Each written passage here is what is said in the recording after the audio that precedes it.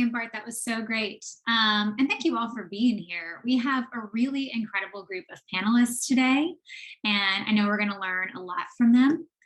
So the way this will work is that I will start by quickly introducing myself, and then I'll introduce our panelists, and I'll give each panelist a couple of minutes to talk about their research on B Corps or benefit corporations.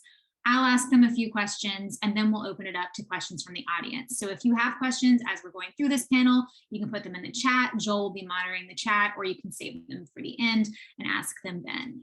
So and Joel, I don't know if you can admit people in from the waiting room. I can do it, but I'm doing it a little bit right now. So I'm Kendall Park.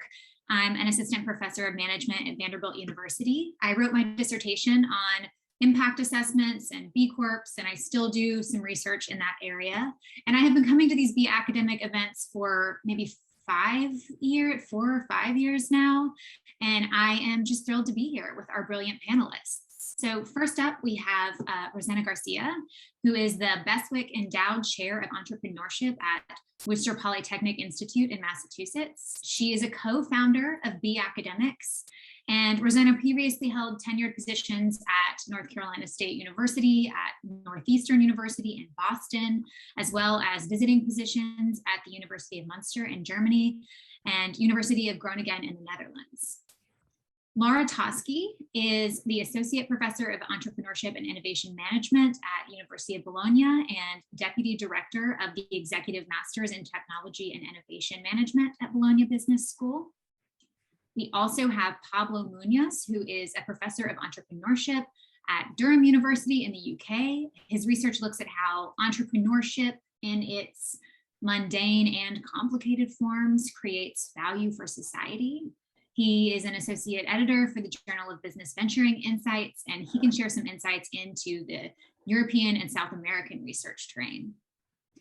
And then last but not least, Brett McDonald is the Dorsey and Whitney Chair at the University of Minnesota Law School. He's written a number of articles on benefit corporations and social enterprise, and was a member of the bar committee that drafted Minnesota's Public Benefit Corporation Act. So those are our 4 panelists, and we are so lucky to have them here today. I just want to make sure that we actually have all 4 of them in here, because I'm not looking. It looks like we do. Excellent. So I want to start by asking each of these 4 panelists to say just a few words about the research that they have done to date, or the research that they're currently working on. So, you could talk about, are your methods qualitative or quantitative? Right? What country or countries are you looking at? What industries or issues are you looking at? Just spend maybe 2 minutes each talking about the research that you are doing or have done in this area. And I will let Rosanna Garcia go ahead and start. Thank you very much, Kendall, for the nice introduction. Hi, everyone. So I wanted to highlight 3 areas that of research that we are currently doing.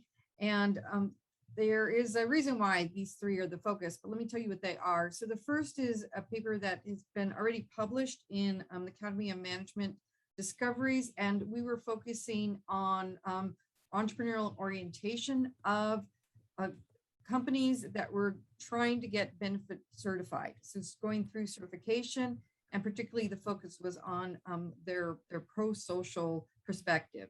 The second piece is actually the next 2 studies I'm doing with Emily. And the second one is that we went out and did a qualitative study talking to B locals. So we actually, between the 2 of us, I'm 10 to 12 B locals around the United States, and talking to them, and I'm really beginning to understand what were some of the issues that they were facing as B locals. And the third study that we're doing is a qualitative study also, and that is taking place in Cuba. And what we are looking there as you can imagine, entrepreneurship is it hasn't taken roots in Cuba. And so you can imagine social entrepreneurship isn't even thought about. And so we are looking at how Cuban and the US does differ in terms of their institutional logics. And so the reason why I point out these 3 papers, you can see the first one is micro. We're looking at the companies themselves. The second paper is meso. We're looking at the B locals. And so the B local is in between what we would call, the macro level and more of the global perspective as opposed to the individual companies themselves, which is what we study in the first paper. And the third paper really is looking at that global perspective and looking at what the impact in these political economies are different across these two very different countries and what we're learning from them.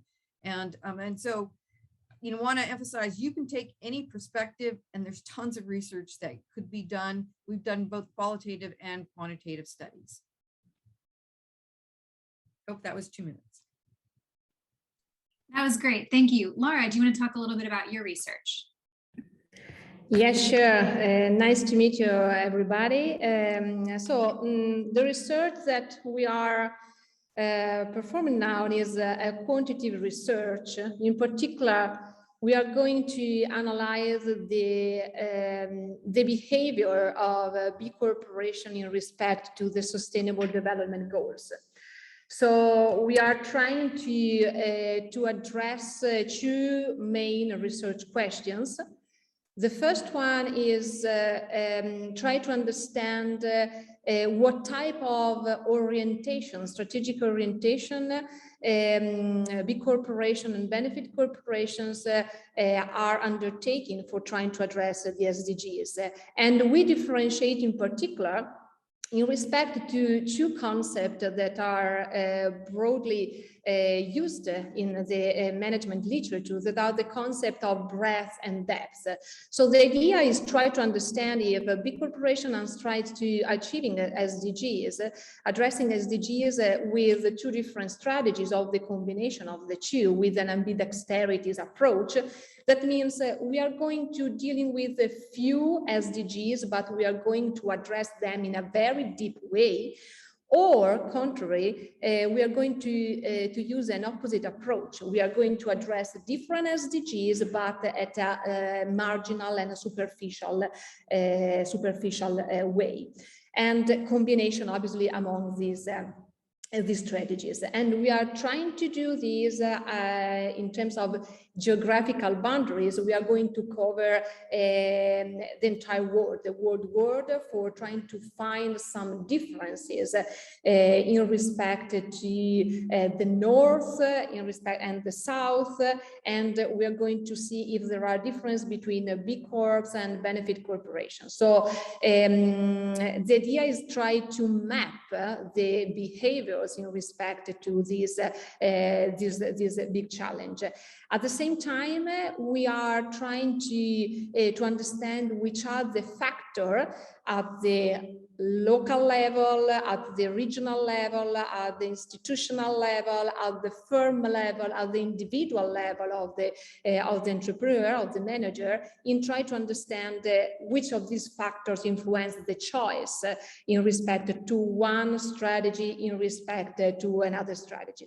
And we are performing this type of analysis. The research is still ongoing, but we are finding interesting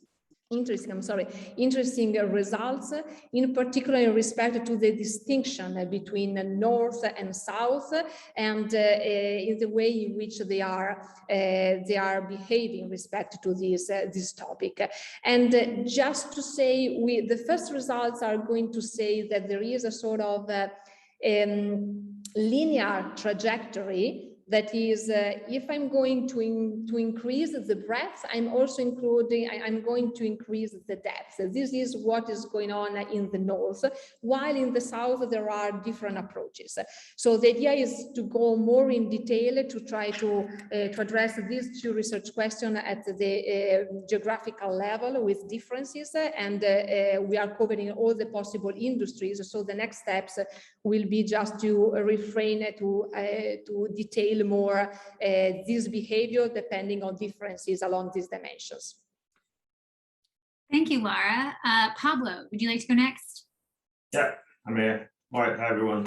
Right, 2 minutes. So I've done research B Corps and what's around B Corps. So B Corps, we looked into purpose and timing of certification. Because purpose is at the core. of the business model, and we thought, well, what is the role of purpose? What is purpose, and whether it matters, right, in turning the organization into something else, into an organization with purpose.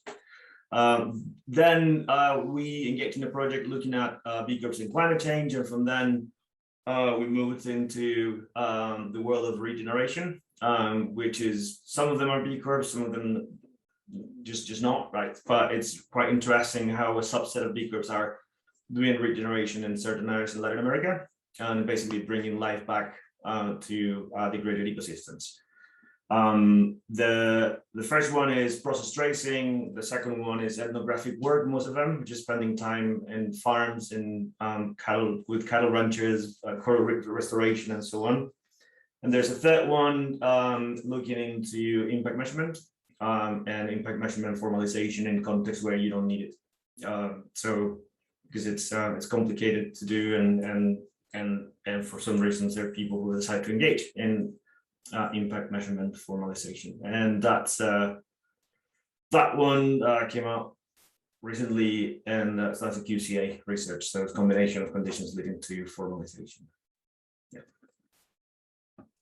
2 minutes. Thank you. And Brett?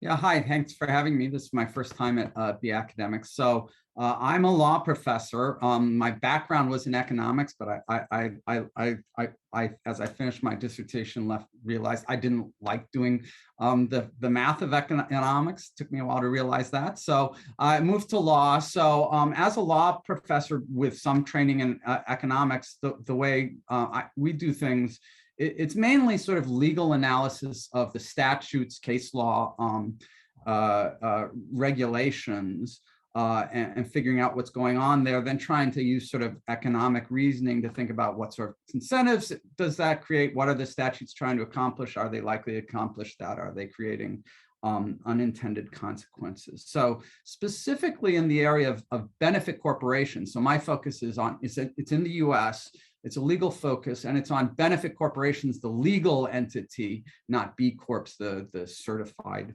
type of business.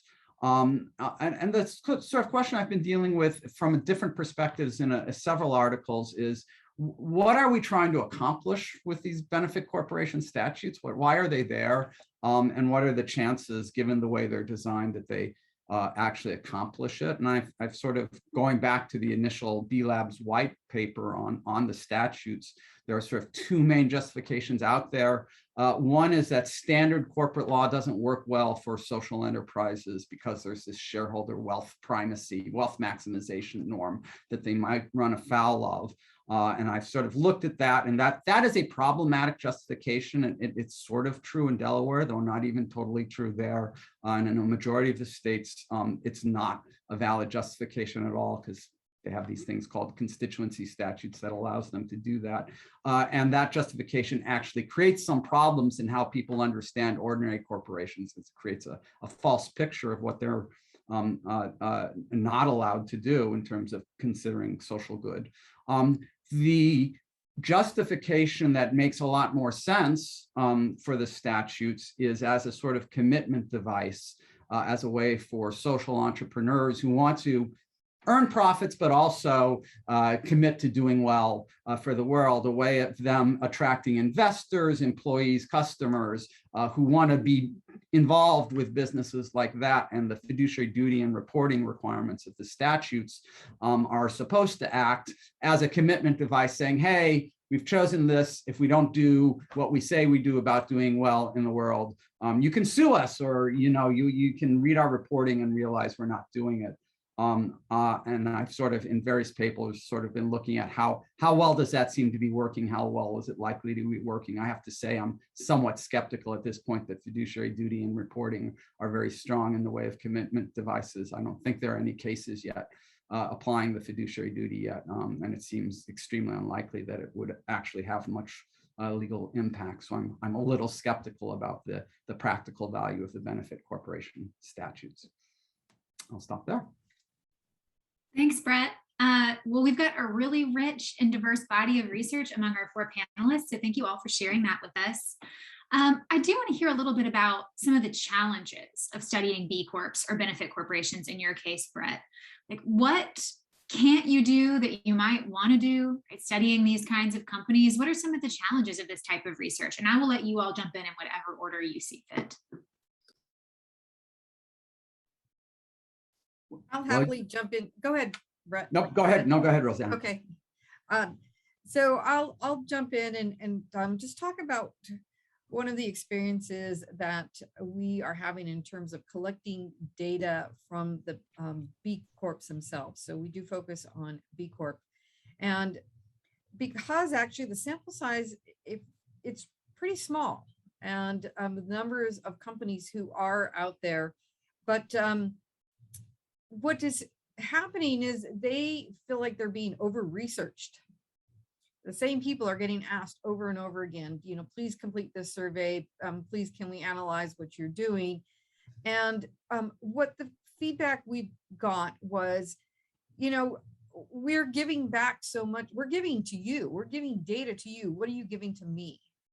And you know, and it is a very fair statement. We're taking up a lot of their time. So how can we contribute back to them?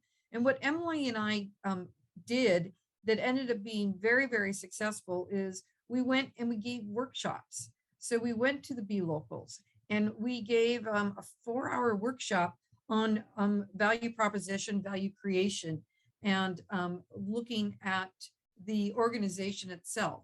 So that, and of course, we didn't charge for any of that. That was our give back.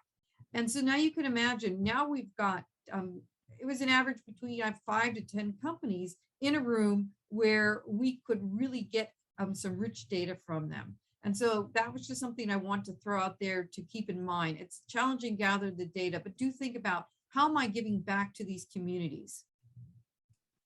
Thank you. Yeah, it's nice to hear not only the challenges, but also some of the solutions to those challenges. So if you all have them, then please also, you can talk about those.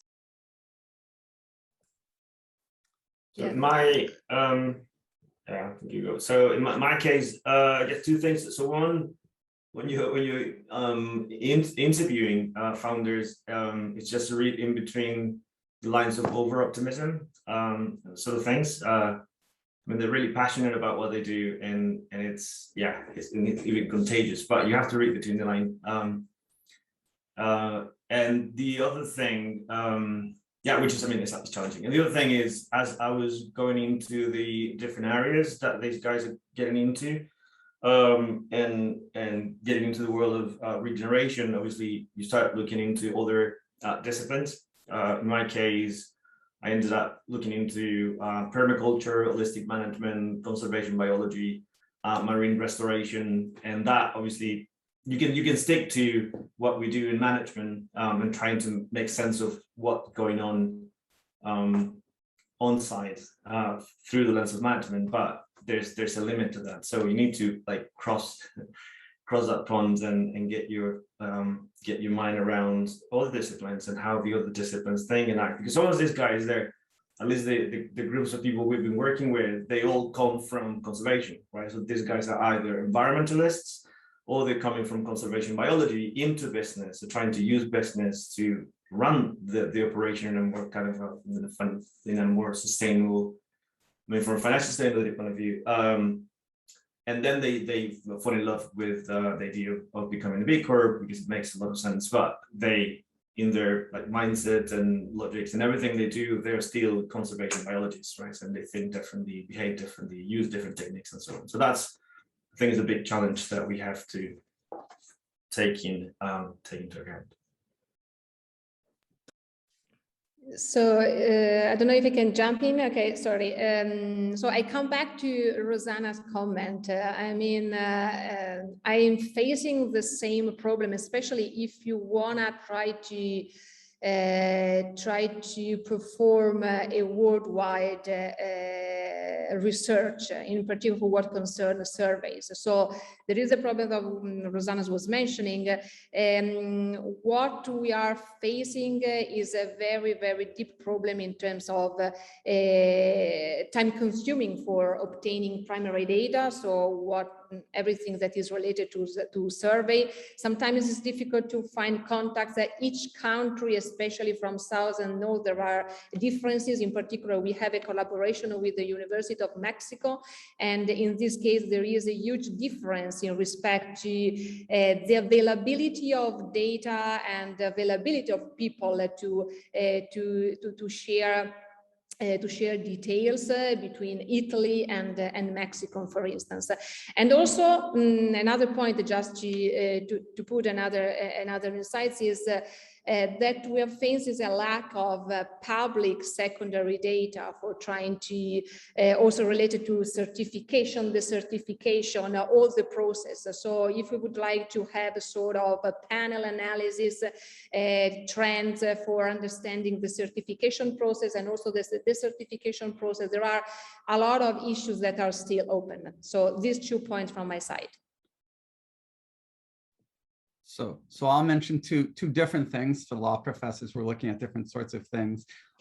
So one thing is the lack of cases. So if you're a law professor, a big part of what you analyze is cases. And there are, to my knowledge, none, at least no major cases out there dealing with the benefit corporation statute, which is also actually a substantive problem insofar as the statutes are supposed to do their job either by punishing people who aren't following their commitment to being public oriented or to give some guidelines on what the fiduciary duties mean. If there are no cases out there, it's really not doing its job. And I think it's pretty deep in the design of the statutes that it's the cases aren't going to succeed for plaintiffs, so it's not really worth bringing the cases. So it's a substantive as well as research problem there.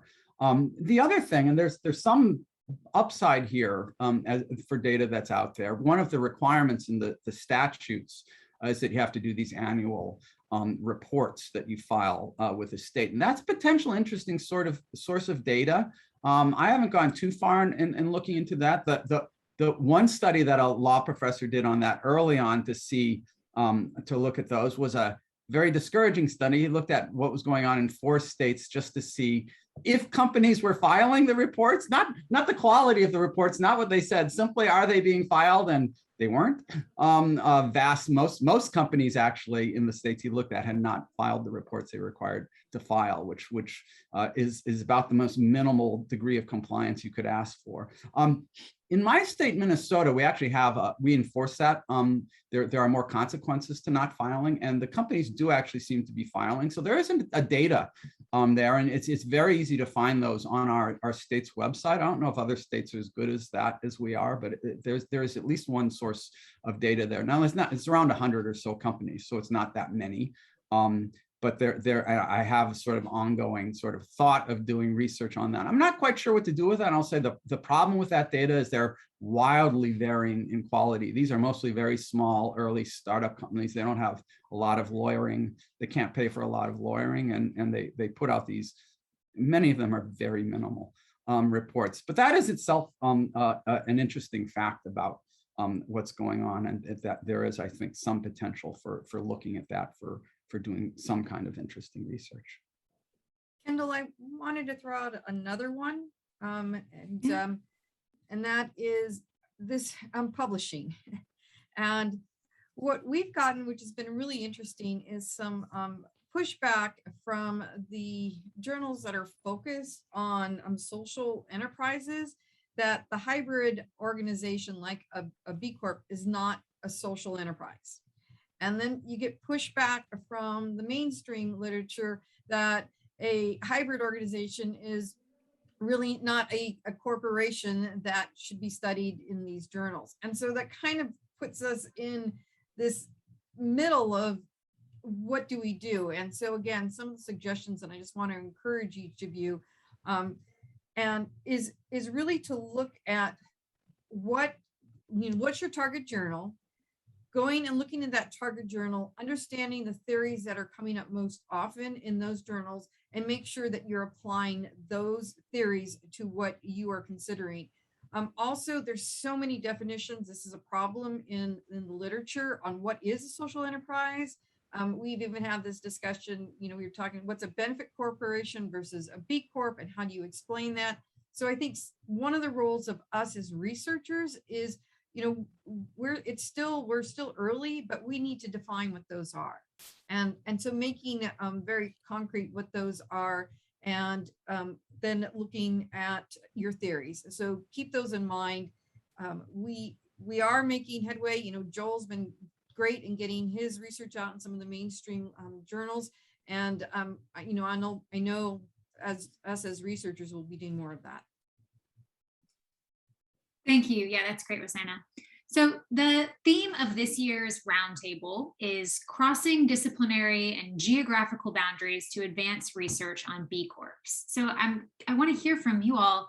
How are you crossing disciplines or geographic boundaries? Or maybe you're crossing theoretical boundaries or combining theoretical perspectives. So can you talk a little bit about how you're doing that boundary crossing in your own work? I mean, in our case, it comes quite naturally. We've been doing most of our research in Latin America and across different countries, so it gives you, I guess, a different perspective. Then, in terms of theory disciplines, I found myself looking into human-animal collaborations and how humans have co-evolved with dogs and sort of things. So, and yeah, I mean, it sort of forces you in that direction, right? Because as these firms are getting involved more and more, or conservation biologists are getting involved in the world of B Corps, you ended up reading and trying to make sense of those sort of things. And then there's a challenge, and someone was mentioning publishing, and you're writing in between the two, right? So we're now writing for conservation biology and struggling, right? Because we're coming from management, and trying to bring conservation biology into management journals is also a big challenge. So yeah, I think that's one of the benefits of being in this sort of research space, because it kind of pushes you to engage with those other domains and try and make sense of how the two combine in your work and in your explanations. Yeah, that's my opinion.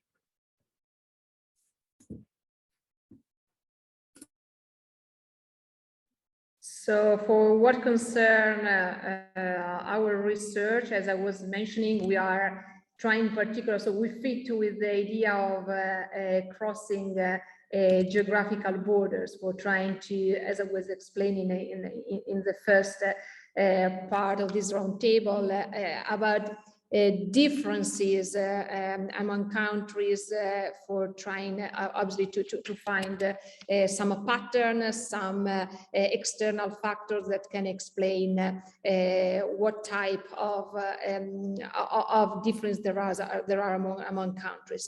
For what concerns the part about the literature and the theoretical frameworks, I'm not sure. I mean, it's not exactly theoretical boundaries, but I would like just to put on the table some questions that we are interested in and that can be analyzed with different theories, with different approaches. So one of the questions is related to the organizational categories literature, for instance. So our question is related to what extent the firms which belong to the B Corp movement are able to identify themselves in the same category, even if the social and environmental objectives are differently structurally defined and achieved among these. So it is a way to try to apply this type of this sort of literature for crossing the different scenarios and to identify differences. So I perceive and identify the theme of topic of crossing disciplinary for trying to understand the heterogeneity of this phenomenon, and in particular also the geographical boundary is also related to another research question. So I like talking about research questions because there are a lot of open questions, obviously. So, for instance, how to identify the category prototype when an organizational category grows worldwide with different prosocial features. So that this means that the movement, the BCorp movement, is going to be very heterogeneous. So I strongly believe that applying a crossing approach between discipline, between context, geographical borders doesn't matter, but can help to try to figure out and to depict better this type of heterogeneity.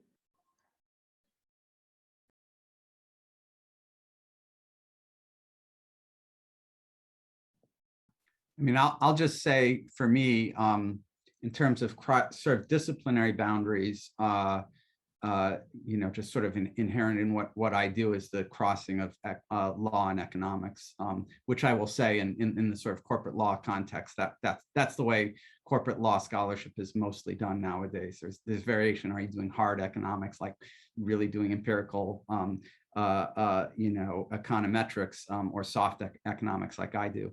But everyone brings some sort of, almost everyone does some economic reasoning in the kind of work I do. There is less geographic boundary crossing by either me or most other people in law and economics on benefit corporations than there should be right now. It's mostly pretty US focused, most of the law literature. For us, one of the ways in which, and this is sort of on my research agenda, that you want to do some boundary crossing is if you take as probably right the sort of consensus among law professors that the benefit corporation statutes in the US aren't really doing the job. They're weak commitment device that's really not helping doing what they're trying to accomplish very much. Are there sort of other models out there? The British model is, for instance, one I'd want to look at, that maybe bring in some stronger governance techniques that provide stronger commitment devices than the American statutes do. I wanted to just take another little bit of a perspective, which is lots and lots of opportunities there in the geographical boundaries and across disciplines. And I think, you know, there's been some great examples of that. I had mentioned the research we're doing in Cuba, and we're taking both the sociology perspective and in addition to the entrepreneurship perspective. But I did want to just quickly mention the idea of mixed methods. And that was something that actually in the paper that we had published was a quantitative study. We did a longitudinal study of companies that were trying to achieve certification. And the pushback we got from the editors was our sample size was too small. Well, when we were doing the study, we actually had the entire population of North Carolina pretty much that was going through this. So what the reviewers recommended is that we go out and do some qualitative analysis. And so that's what we were able to do with our small sample size. We added on the qualitative side to it and was able to get that paper published. So our other studies are also mixed method. And so that is a crossing of boundaries. And so keep in mind with that, when you're doing your research, that this particular area actually may require both a quantitative and a qualitative. Great, thank you all so much. So this is my last question before I open it up for questions from the rest of the audience. And I think this one I hope this will be helpful for new scholars, but really anyone who's interested in continuing to study B Corps. I was hoping that you could talk a little bit about the future of research on B Corps and benefit corporations. So, you know, maybe if you were a PhD student or if you were starting a new project, what kinds of questions, what kinds of topics would be interesting to explore?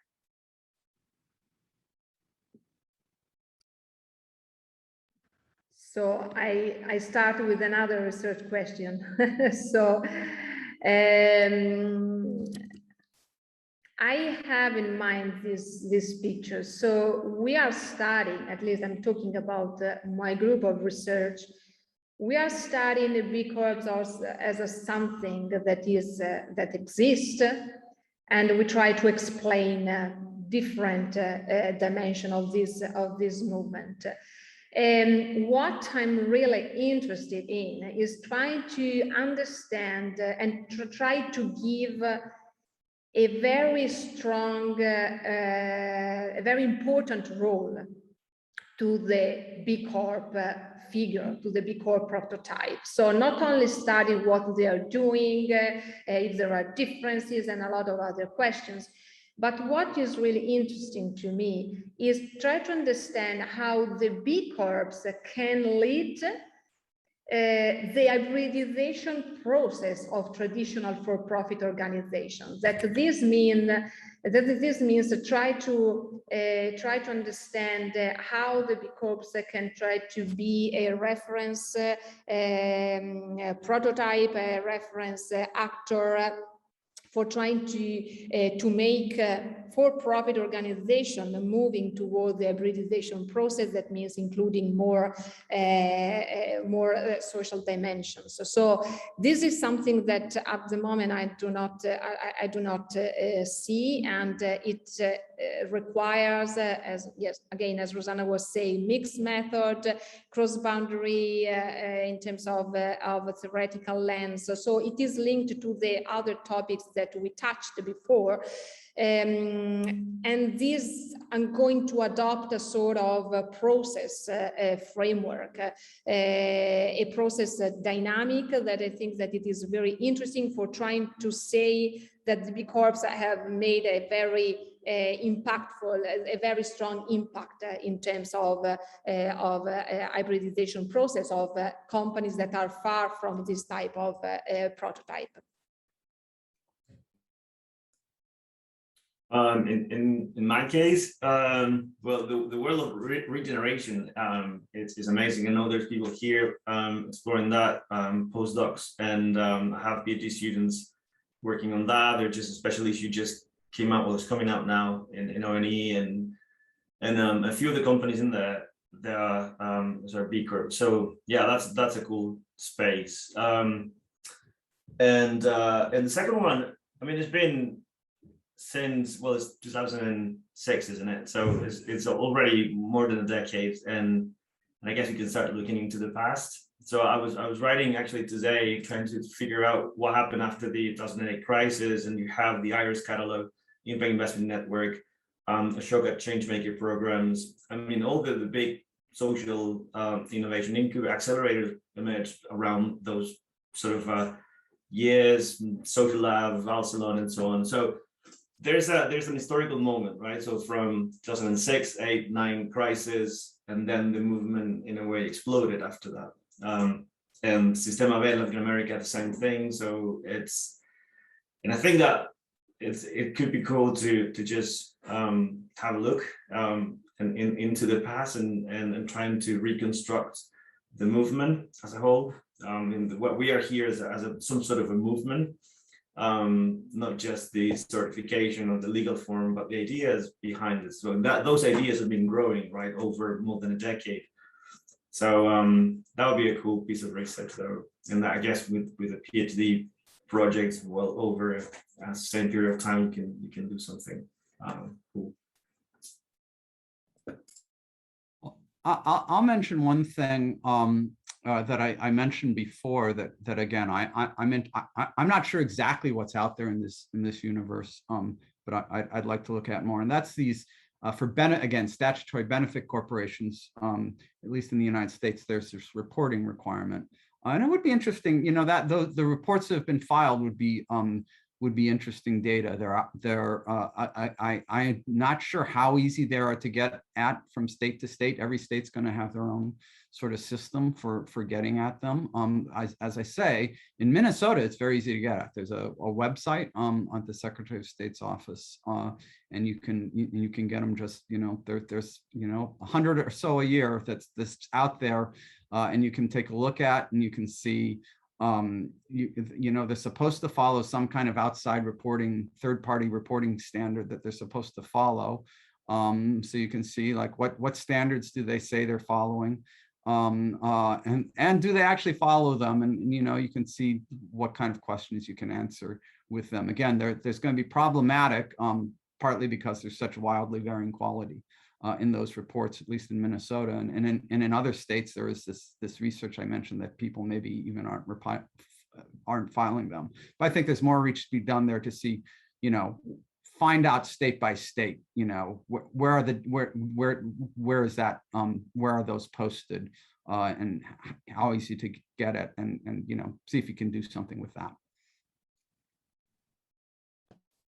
From my perspective, I see two really great opportunities, and one of them is it was mentioned earlier about the SDGs. And so how are the SDGs blending in with the goals of the benefit corporations? And to me, that's a very interesting part of. Also, along with that is we have conscious capitalism. We have other movements that are out there that are trying to also look at business as a force for good, just called a different name. And impact investing, all of those areas. So how do they align, or how are they the same and different from what the goal of the BCorp movement is? I think that's something that's really worth investigating. The second area, which I think is even more important, which is around metrics. This has come up time and time again. How do you measure the success of a organization? If it's profits, it's easy to see. You know, this is what the success is. How do you measure community impact? How do you measure employee impact? All of these institutional logics that are required by a benefit corporation to approach. Right now, there just isn't very good ways of knowing have they had the impact. And I think that does become problematic.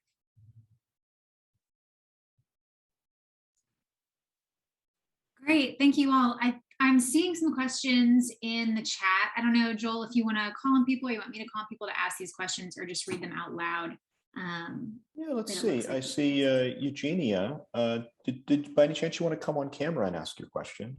If not, we can do it for you, but it'd be nice to maybe get a little community going. Yes, I will do that. I have my daughter is here next to me. Sorry for that. Oh, okay. Yeah, hi. It's evening. It's evening here. Wonderful.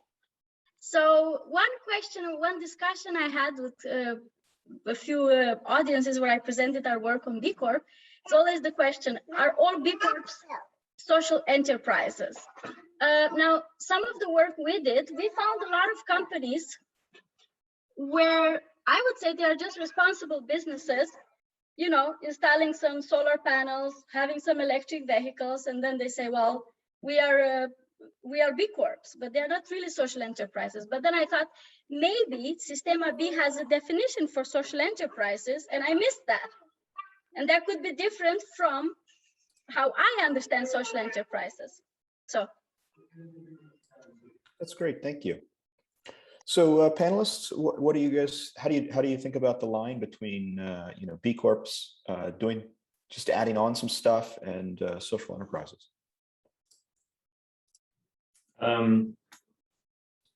So I guess it depends on where you go, and whether there's a space for. I mean, what is the space for what? So I know Brazil. I'm pretty sure Brazil and the UK, because it hasn't been easy for them to enter because the space of social enterprises is well covered, and you have a universe of forms of social enterprises, and B Corps come as one weird form of social enterprise, but the understanding is that space is already covered, so we don't need another one, right? So it's and it's a broad definition, right? And they can accumulate from charities to gigs to and other forms of community enterprises, and B Corps being included in that group. In Brazil, there's a world of inclusive businesses, which is also part of the definition, part of social enterprises. And when I'm pretty sure that happened when the B Corps was Sistema B enter Brazil, they also said, well, but we have the inclusive businesses, right? Which is kind of looks pretty much the same. In Chile, the experience was social enterprises. They were linked to the old cooperatives and charities and so on. So the space in a way wasn't taken at that point, and B Corp became, in a way, the new social enterprise, right? So it's, I mean, you can have a definition, one definition of social enterprise, and then, well, is it whatever enterprise with a social mission, so B Corp will be part of it. But then every place you go, they define it differently in practice, and they create their own categories and their own groups, and then in some of them, B Corps enter the space of social enterprise, taking like ownership of that space. In other places, they just struggle to find, and they have to create their own categories, right? So. And fight for that sort of a little space, which is what happened in here. I mean, at least from my conversations with the UK guys, that happened, and same in, I think it's the same in Brazil. So yeah, highly contextual, I would say.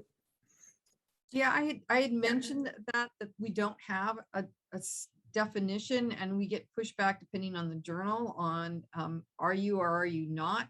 And so I guess I have two perspectives on that. One, research should be done on how is this term being used in the literature and how it differs by region, geographical region, by discipline. That would be, I think, an interesting research paper. The second thing is maybe we don't need a definition, and maybe it's a continuum.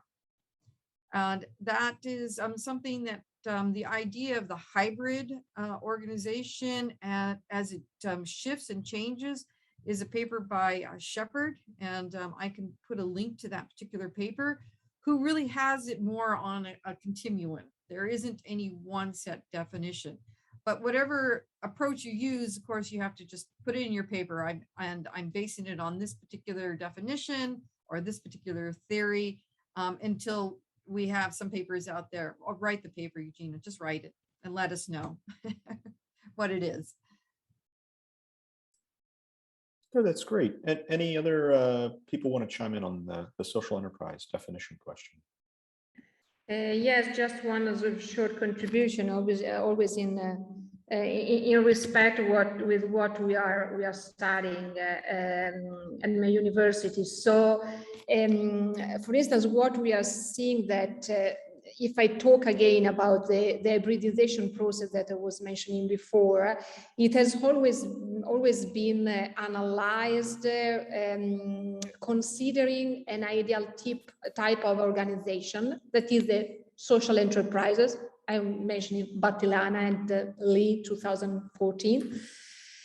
But yes, as we will mention, the context of social enterprises, from my perspective, is going to become always more heterogeneous with different organizational forms. And one of these could be considered the BCorp, one of the different organizational forms. And so I agree with the continuum. I agree with the not need to give a definition, but I think that this type of organization deserves some analysis that can go deeply for understanding, has to be deep for understanding exactly this type of nature of being hybrid in this context. So with this comment, I'm going also to touch, I think, another question about the Lewis question. So sorry if I'm jumping to that one, but I think that they are linked. So the idea of where we have to publish papers on BCorps in more theoretical driven journal, academic management journal, strategic management journal, or in niche journal. Actually, what I think and what I'm saying, what I'm noticing is that if we try to take the BCorp movement as an organization has some peculiarities, we can tell something more deeply in terms of also of theory. So the challenge, and I think what we need to do, is not trying to always explain BCorps, because otherwise we are going to target niche journals. What we have to do is try to use the BCorp just like a context where we can provide some theoretical insights, So if we change this perspective, and we do not use it, we don't want to just study BCorps as an organization type and stop. Otherwise, we go in a niche journal. We need to try to see this type of organization from a broader point of view and try to use that for explaining something that can be very useful from a theoretical point of view. And so going to a more general journal. So my desire is to try to go to those type of journals. Sorry if I linked to question.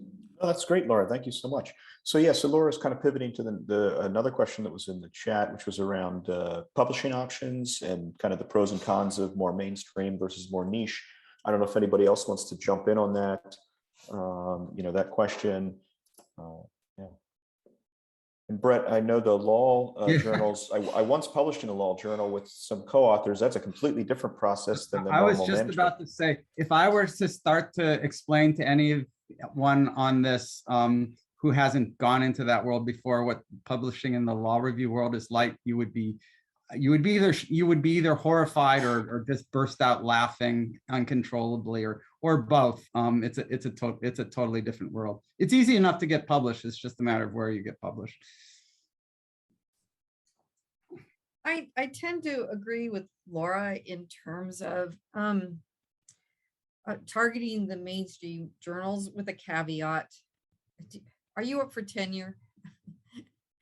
If you're up for tenure, it can be a long process. Joel, I remember when you presented your paper and how it changed and it shifted before it was published. And I'm sorry, I can't remember what journal that was in, but you can tell us. And that was a long process. And if you are going up for tenure, maybe you don't have the time to really make that stand, which is necessary to get published in some of these more mainstream journals. So the niche journals can be a way of getting yourself published and still getting your research out there in a timely manner. And things are changing so quickly. I like the niche journals for getting a quicker publication, getting your research out there, but I really think we need to take a stand, and that is the more mainstream journals.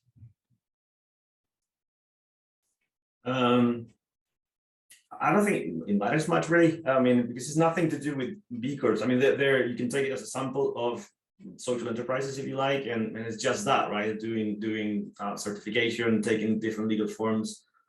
It's a category of business, right? And you can look into kind of from different angles. That would make it just a sample of firms. And there are things that you can look at within what BCorps do. Early formalization, the pending B, which is something that we've been looking into. But it's not the pending B or the BCorp, right? It's the fact that they overcommit to things that they can deliver. When they decide to move purpose to the core of the business model is the issue of, again, overcommitment to purpose, and what is the effect of overcommitting to purpose. So it's not the BCorp, right? That it's what you have to take. I wouldn't take into account, right? The BCorp, it happens that they are there and they share similar characteristics that you can explore. But is the phenomenon you're interested in, right? That happens to be in the world, that happens to occur in the world of BCorp. So it doesn't really matter where you go with it. I mean, if you go, you can go, if you want to go to a mainstream journal, it could be with or without BCorp, right? So it's just the phenomenon, and whether you can make a contribution to theory by studying that phenomenon within the group of BCorps. And yeah, I don't know. I think when we do sort of international things, I always try to bring the non-American worlds where we don't have a tenure system. So sometimes suggestions try and expand it to the rest of the world, because in some of the countries we don't have those constraints, or we don't suffer through that process. So yeah, I guess you can take a different approach to it. And take more time. I don't know, but yeah, it happens differently in other places. That's good. I think we have time maybe for like one more question. I'm just kind of looking back. Each of you have talked a little bit about different data you've used. And so, we have researchers in the audience who are maybe newer to researching B Corp, some of us who've been doing it for a while. Maybe if I could just get you to all weigh in on, sort of the different data sources that might be available versus the extent to which you're using data that you've collected on your own, and just, to talk a little bit about what's out there that people can be leveraging and what they have to do on their own.